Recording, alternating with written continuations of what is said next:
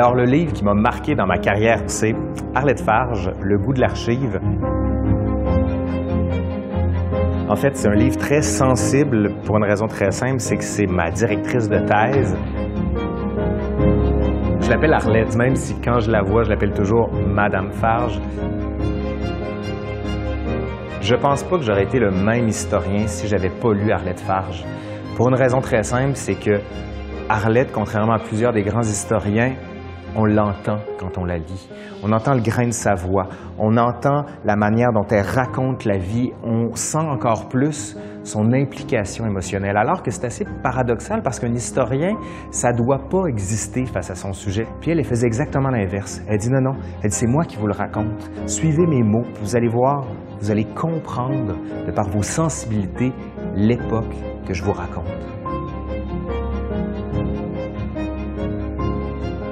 L'alchimie qui était la sienne, je me disais, ben c'est ça que je veux faire. Le goût de l'archive m'a accompagné dans Sport et loisirs. Plus encore, j'avais comme deux figures tutélaires qui m'accompagnent puis qui vont toujours m'accompagner. C'est Arlette Farge d'un côté et Claire Dolan de l'autre, qui est professeure à l'Université Laval, qui a dirigé mon mémoire de maîtrise sur la police à Paris au 18e siècle. Et les deux, je les entends. Claire Dolan, qui est très néo-positiviste, qui dit « Tu peux pas parler d'un truc si t'as pas de preuves, puis il t'en faut plusieurs preuves. » Puis de l'autre, j'ai Arlette qui me dit de l'autre côté, il dit « L'important, c'est le ressenti. Si tu sens les choses, tu peux y aller. » Puis cette espèce de pensée double en moi crée la science historique, puis a fait l'historien que je suis devenu.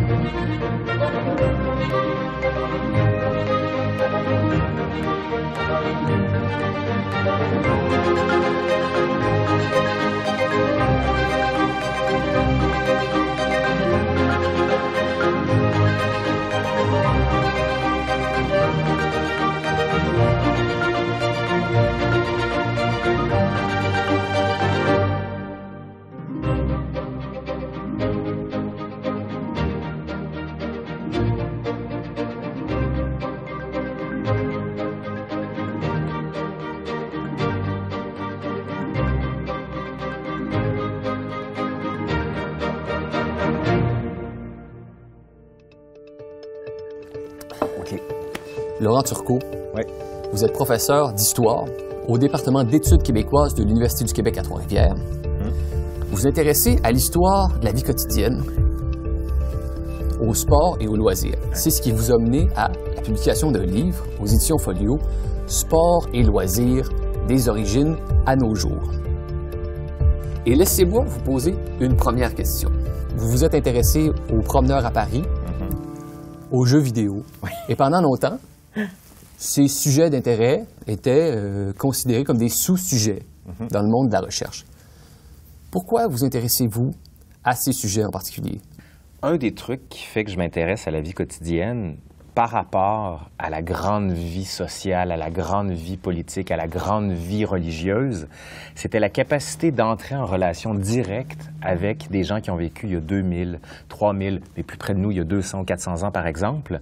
Pourquoi? Parce que j'ai l'impression que le but de l'histoire, c'est de relier des gens qui ont vécu à une époque complètement différente, mais qui ont beaucoup plus à lier les uns les autres qu'on ne le croit. Par exemple, tous les jours, on va aux toilettes, tous les jours, on mange, tous les jours, on dort, mais pas dans les mêmes conditions. Et cette histoire-là, qu'on appelle l'histoire de faible intensité, qui laisse souvent peu de traces parce que c'est de l'ordinaire, elle est quand même, elle a une noblesse. Et ce que j'aime là-dedans, c'est que, oui, je travaille sur des gens, des fois, qui laissent rien, carrément, puis qui meurent sans avoir fait quelque chose de grand. Et pourtant, il y a quelque chose de grand là-dedans. On peut travailler sur Louis XIV, on peut travailler sur Napoléon, Jeanne d'Arc, Duplessis, grand bien vous en fasse, mais c'est une vie. Comment vivait la majorité des gens? Quel était le paysage olfactif? Quel était le paysage social, le paysage culturel, le paysage émotionnel? Puis moi, mon but, en étant historien puis en travaillant sur des sujets dits de vie quotidienne ou de faible intensité, c'est de réduire la distance entre nous et eux. Puis je pense que ces sujets-là le permettent. Mais au fond, les sports, les loisirs, la vie quotidienne, c'est peut-être la meilleure approche pour étudier les civilisations. Oui, parce que les sports, ben écoute, on aurait beaucoup de difficultés à séparer les sports et les loisirs de la société en général. Tu sais, il y a une des grandes tendances, notamment sur l'histoire du vêtement, où on disait que le vêtement, c'est un fait social total. C'est-à-dire, tu ne peux pas considérer que le vêtement est simplement une parure ou simplement un fait pour se prémunir de la chaleur ou du froid. C'est un message codé que tu envoies aux autres, selon le type de tissu, selon le type de ruban, la couleur du ruban, selon la perruque, le chapeau. Tout ça, c'est un message. Et le sport est une remarquable métaphore de notre monde contemporain, mais plus encore du monde que vivaient nos ancêtres. Parce que la manière dont on met le corps en jeu, mais plus encore dont on met tous les éléments qui constituent la société, font que le sport, c'est la société.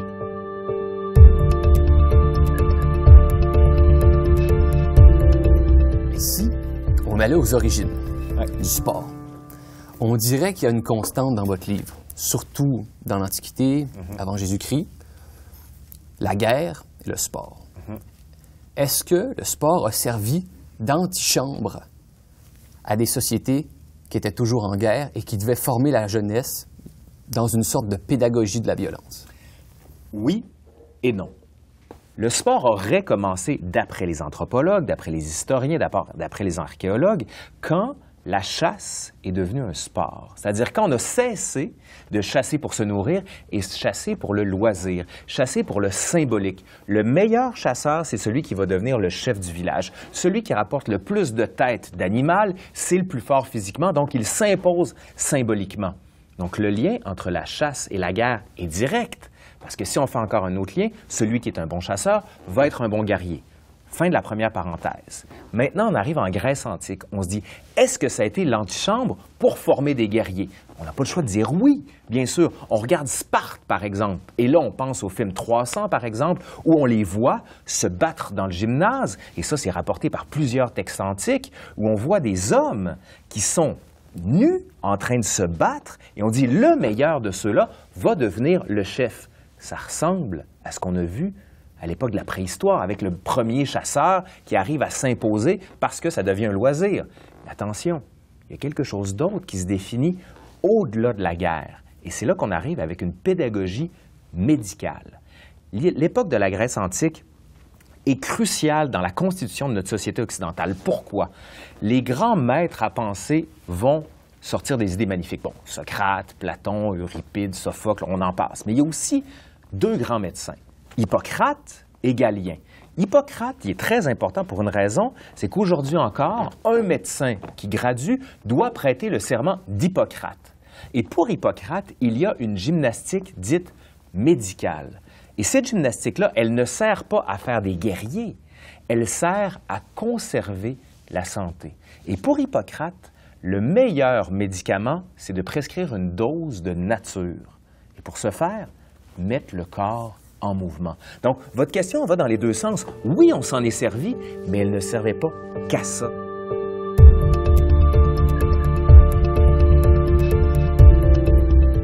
Votre livre essaie d'aller chercher aussi loin possible les traces des activités sportives et des loisirs. Vous remontez à la Mésopotamie. Donc, qui dit concurrence, dit performance. Oui. Et toute organisation qui met l'accent sur la performance voit inévitablement apparaître un phénomène, les tricheurs. Oui. Et entre autres, le dopage. Oui. À quand remontent les premières formes de drogue de la performance? Alors, la question est belle parce que vous avez mêlé tricherie et drogue. La différence entre le dopage et la tricherie, c'est que la tricherie, elle existe, puis on est capable de la quantifier. Et plus encore, les Grecs en ont trouvé, puis plusieurs tricheurs, puis on a des traces archéologiques de ça. Je m'explique. À l'époque, il y avait un des combats qui était ultra violent, qui était le pancrace. Le pancrace, en gros, c'est de détruire l'adversaire qui est devant soi avec les poings. Sauf qu'on trouvait que ça prenait du temps à détruire avec les poings. Donc, à partir d'un certain moment, on va prendre des lanières de cuir bouillies, on va les enrober autour du poing pour frapper, puis encore là, on va se dire, il me semble qu'on pourrait aller plus fort. Donc, on va mettre des plaques de métal pour détruire l'adversaire. Puis là, disons qu'il y en a certains qui ne vont pas tenir le choc très longtemps.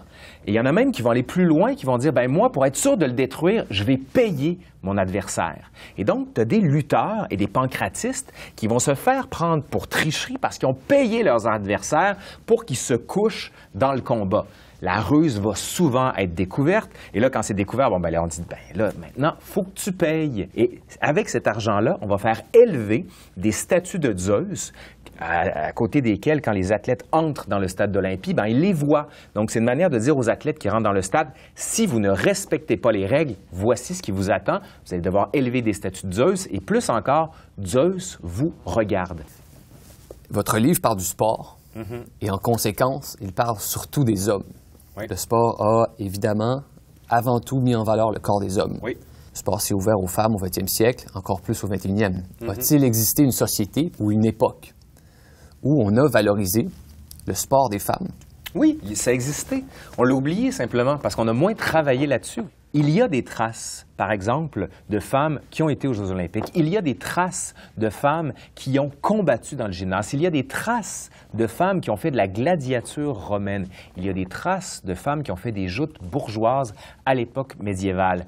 Mais ce n'était pas le modèle attendu pour les femmes. On retrouve même au 18e siècle et au début du 19e siècle des schmuck races, c'est-à-dire des courses où les femmes font carrément une compétition et celle qui gagne à la fin obtient des vêtements. On est carrément dans le stéréotype, pourrait-on dire, mais le sport féminin de l'Antiquité jusqu'au 19e siècle, il existe, mais il s'est passé quelque chose au 19e siècle. On arrive dans ce qu'on appelle la période victorienne, où on enserre les corps. Après une liberté face à la contrainte qu'on a eue sous la Révolution française et au début du 19e siècle, notamment en laissant tomber les corps à baleine, avec les tailles empire, les souliers de plus en plus légers, on revient à la contrainte. Et là, on dit aux femmes, votre corps, il est trop fragile pour le sport qui se développe actuellement. Mais surtout, il va à l'encontre de l'idée de féminité que vous devez incarner. Donc, votre rôle, ça va être celui qui a été toujours celui des femmes, celui de regarder. Et on va relire l'histoire à la lumière de l'objectif qui est celui du 19e siècle. La femme, c'est celle qui est dans les gradins, dans les tournois médiévaux, à donner les lauriers de la gloire à celui qui gagne. La femme, c'est celle qui, justement, va donner les récompenses à ceux qui, dans les Jeux olympiques, dans la Grèce antique, obtenaient la plus haute médaille. Ce n'était pas des médailles à l'époque, c'était autre chose, mais bref. Donc, on relie tout à la lumière de ça. Donc, la femme est carrément mise de côté et on l'enserre dans ce modèle-là. Il y a des femmes qui vont dire, attendez, Ève fait partie de la Bible. Nous sommes partie intégrante de ce monde. Donc, dès la fin du 19e siècle, quand les grandes ligues sportives se constituent, il va y avoir des ligues de femmes. Bien sûr, ça va être mis au banc de la société, ça va être critiqué. Il y a des gens qui vont dire, ce n'est pas du sport. Et Pierre de Coubertin qui disait, un sport féminin serait inesthétique et inintéressant. Le sport féminin serait inesthétique et inintéressant. Il va tout faire pour mettre de côté les femmes. Je vois que vous connaissez bien l'histoire des sports. Oui. J'ai fait un petit livre là-dessus de 650 pages environ. Et là, si on quittait les Olympiques, oui. Bien sûr, il y a trop de choses à dire là-dessus. Pour parler, je me permets, peut-être les meilleures pages du livre. Lorsque vous parlez du sport le plus violent de l'histoire qu'on connaît, c'est la gladiature, qui réunit la violence, le meurtre, et qui en fait un spectacle ostentatoire. Oui. Quelle est l'origine de la gladiature? Bien, c'est tout le problème. Hein. Ça serait aisé de dire c'est tel élément qui a lancé la gladiature. C'est pas une date. Hein. La naissance d'un événement culturel, c'est une longue maturation. Une des références de la gladiature, ça serait la référence étrusque. C'est-à-dire, avant les Romains, les Étrusques, qui étaient présents dans la péninsule italienne, avaient l'habitude, pour faire un hommage à leur mort, d'égorger des esclaves ou des hommes sur les tombeaux de leurs ancêtres. Avec le temps, ça a évolué et c'est devenu des combats. Ça, c'est une théorie. L'autre théorie venant que quand les Romains ont pris de l'expansion sur la péninsule, ils ont rencontré d'autres peuples qui faisaient ce genre de combat. Et pour utiliser et intégrer les peuples qu'ils ont conquis, les Romains ont pris leurs coutumes et les ont adaptés. Ça, c'est l'autre théorie. Mais ce dont on est sûr, c'est quand il y a eu un passage de la République à l'Empire. Et là, on a vu tout un ensemble de gens qui étaient au Sénat, qui avaient un pouvoir, le perdre peu à peu. Et en perdant ce pouvoir-là, ils se sont dit comment je peux mousser ma candidature ou comment je peux mousser l'intérêt que les gens vont avoir envers moi. Et c'est là qu'on va commencer à organiser et à payer des combats qui vont se dérouler dans ce qui va être le Colisée éventuellement.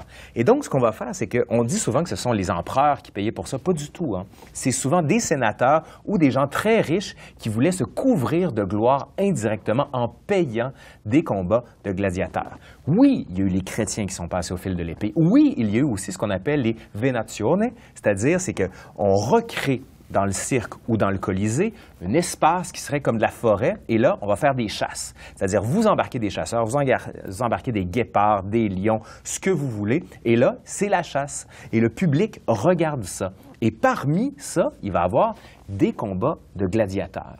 Le mythe est très simple, parce qu'on se dit, on regarde Astérix, on regarde Bénure, on regarde tous les péplums, gladiateurs, par exemple, et on se dit, quand on rentrait dans l'arène, on se faisait tuer, c'était sûr. Pas du tout. Un gladiateur, si ce n'est pas un homme libre, c'est un homme qui vaut beaucoup d'argent. On le forme dans ce qu'on appelle un ludus, c'est-à-dire une école de gladiature où il est non pas enfermé dans une prison, mais il est formé dans cet espace-là.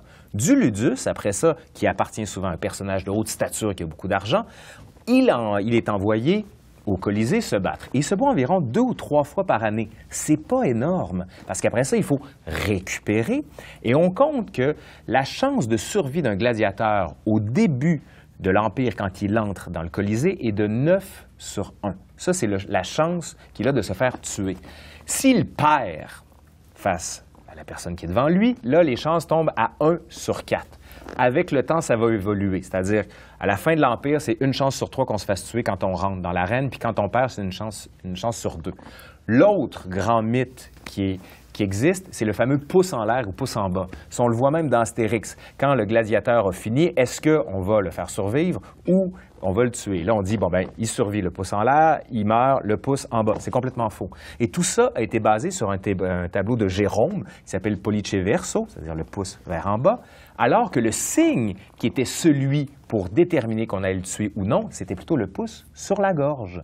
Donc, il y a une mythologie qui tourne autour de la gladiature. Et une des raisons pour laquelle on s'y intéresse beaucoup, c'est que la religion catholique s'est beaucoup servi de la gladiature pour dire, voyez comme les Romains sont barbares. Et là, on tombe dans Saint-Augustin, on tombe dans Tertullien, on passe dans tous les pères de l'Église qui ont fondé une morale chrétienne en altérité, donc en critiquant ce qui s'est passé avant. Saint-Augustin, pourtant, qui est un des grands pères de l'Église, qui a écrit ses confessions, affirme ouvertement être allé assister au cirque ou encore à des combats de gladiateurs.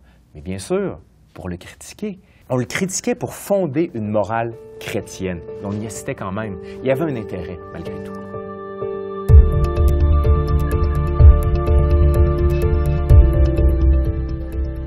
J'ai pas le choix d'en parler. C'est vous qui en avez parlé en premier dans votre livre. Oui. Les orgies romaines. Oui! Petit coquin, ça vous intéresse? Non, mais j'essaie de couvrir l'ensemble de votre Bien livre. Sûr. Quel rôle les orgies romaines jouaient-elles dans la Rome antique? Vous êtes mal à l'aise tout d'un coup. C'est Moi? drôle, hein? Non, mais je vous servais un peu de thé. Je comprends pas. Alors, les orgies romaines. Les orgies se passaient souvent dans ce qu'on appelait la cena romaine. La cena, c'est le moment où on mange le soir. On organise des grands banquets où là, on met tout ce qu'on veut et on veut montrer à quel point on a de l'argent par les plats que l'on propose.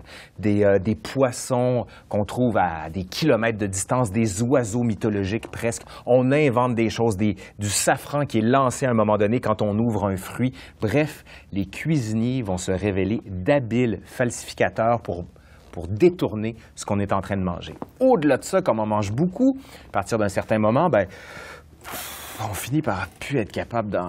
Bref. Donc, c'est là qu'arrive l'orgie. L'orgie, c'est quand on se fait vomir pour pouvoir continuer après. On a souvent détourné le mot vers la chose. La chose comme telle, disons les choses vertement, c'est-à-dire le sexe comme tel, il ne se pose pas nécessairement dans le cadre de la cena. Il peut y avoir aussi du sexe dans les thermes, dans les bains, Mais on n'est pas dans cette espèce de mythologie d'Astérix encore, où on se fait aller à gauche et à droite. Ça, non. C'est pas comme ça que ça se passe. Il y avait quand même une forme d'organisation et c'est une forme de socialisation que l'orgie. Bon, bien, au moins maintenant, on a été instruit sur ce que c'était, en vrai. Et vous avez parlé de Saint-Augustin. Oui. Bon, l'Empire romain à l'ouest s'effondre. Et là, s'enclenche une nouvelle ère très importante dans l'histoire occidentale, c'est la christianisation de l'Occident. Et pour le résumer de manière simple, on dit souvent, avec le christianisme, un problème avec le plaisir. Oui. Existe-t-il une chose telle que des loisirs chrétiens? Oui, ça existe, mais ça va prendre du temps. L'erreur serait de croire que l'Empire romain tombe en 476, une date qui est hautement symbolique, mais il ne s'est pas passé une chose d'un jour au lendemain, et que arrive la chrétienté et que là, tout d'un coup, clac, il y a une chape de plomb qui tombe sur les corps et les consciences. C'est pas du tout comme ça que ça s'est passé.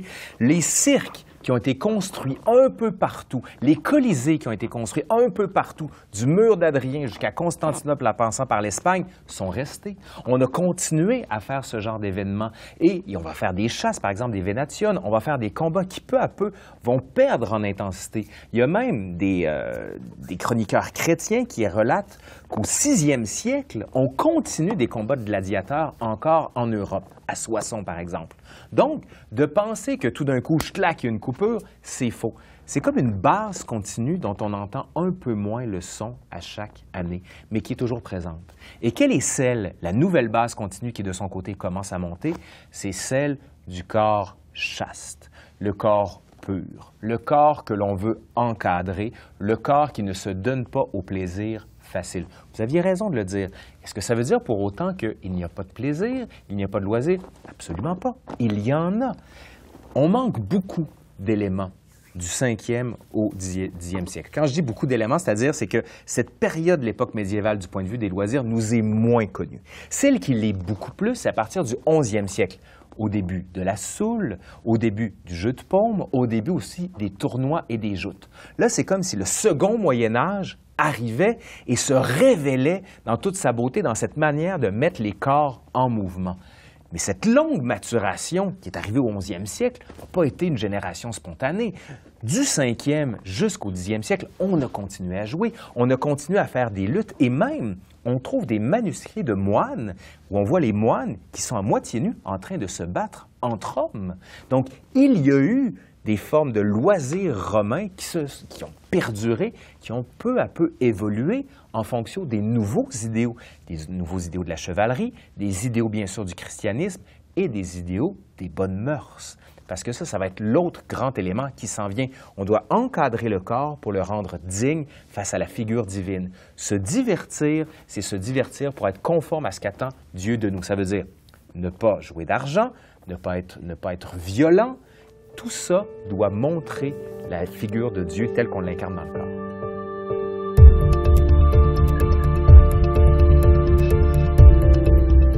Il y a eu plusieurs révolutions anthropologiques dans l'humanité. La christianisation. Vous avez peut-être lu le livre de Piros Kanagi sur la christianisation des sentiments humains. Magnifique livre d'ailleurs. La révolution industrielle. Et de nos jours, la numérisation, la domination de l'image des télévisions. Est-ce que chaque révolution anthropologique a entraîné une révolution dans le sport et dans les loisirs? Oui, bien sûr. Parce que, comme on le disait depuis le début de l'entrevue, c'est que le sport et les loisirs sont la société. Mais plus encore, c'est qu'ils vont être marqués ou vont marquer des changements et vont révolutionner la manière de concevoir la vie. Prenons un exemple, la pornographie. La pornographie va révolutionner le modèle du divertissement avec les DVD, par exemple. Et le fait d'avoir des DVD, d'avoir des séquençages de scène par scène, c'était pour aller au plus vite à la pénétration. Donc, on va utiliser ce modèle-là, puis on va l'utiliser pour le prendre pour les grands films de divertissement pour enfants, pour sauter de scène à scène. Donc, il y a un lien intrinsèque à travers tout. Et donc, la capacité que l'on a à révolutionner le corps, à révolutionner le numérique, à révolutionner l'immersion touche tous les domaines. Puis là, vous m'amenez, je pense que c'était volontaire, à un sujet, c'est le jeu vidéo. Le jeu vidéo peut permettre non pas seulement d'avoir du divertissement, et c'est un des trucs sur lesquels je milite depuis des années, c'est que le jeu vidéo peut permettre d'accéder à une connaissance historique. J'ai eu la chance de travailler sur Assassin's Creed Unity qui se passe en pleine Révolution française. Et j'utilise dans mes cours le jeu pour montrer à mes étudiants, voici le Paris de 1789. Voici l'aspect immersif que vous pouvez avoir. Une espèce de Google Street View dans lequel vous promenez, vous regardez à gauche, à droite, et vous avez la sensation du 18e siècle. Et selon moi, et je reviens à votre première question, vous me demandiez pourquoi je travaillais sur la vie quotidienne. Parce que le but, c'est d'aller chercher chez l'étudiant, chercher chez le lecteur, chercher chez le spectateur cette espèce de frisson délicieux de « je reconnais ça, ça me dit quelque chose, puis je me sens en lien avec ce que je vois, avec ce que je lis. » Et pour ça, un cours d'histoire, ça doit être un cours où on convoque tout, mais toute forme d'art, toute forme d'accession à la connaissance, toute forme de transmission de la connaissance. Mais ça veut dire de se mettre en danger, d'être au contact de ce qui se passe actuellement, de ne pas être déphasé. C'est énorme comme travail, mais c'est notre job, me semble-t-il, de donner cette espèce de passion. Puis pour ça, bien, intéressez-vous à tout. Et c'est ça l'histoire. Et c'est la raison pour laquelle moi j'ai été lancé en histoire et j'ai voulu faire de l'histoire. Travaillez sur tout. Vous n'êtes pas sûr de ce que vous voulez faire, faites de l'histoire, vous allez le trouver. Ça, c'est sûr. Oui, mais il y a quelque chose que vous n'avez pas dit aussi, qui, au fond, est une de vos qualités. C'est que vous n'avez pas de tabou. Non. C'est la preuve que vous avez tout dit dans votre livre. Et on pourrait terminer là-dessus, à votre livre de 680 pages sur les sports et les loisirs. Les origines de nos jours.